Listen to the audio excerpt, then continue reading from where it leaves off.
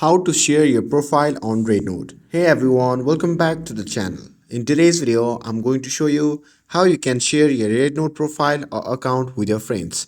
It's super easy, so stick around and let's get started.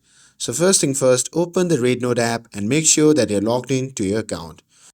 Once you have opened the app, simply tap on the profile icon shown in the bottom right corner of the screen. Now, in your profile section, simply tap on the share icon shown in the top right corner of the screen, and the pop-up menu will appear. From here, you can choose how you want to share your profile. You can send it directly to your friends, or you can simply copy the link and share it later on other social media platforms like WhatsApp, Instagram, and others.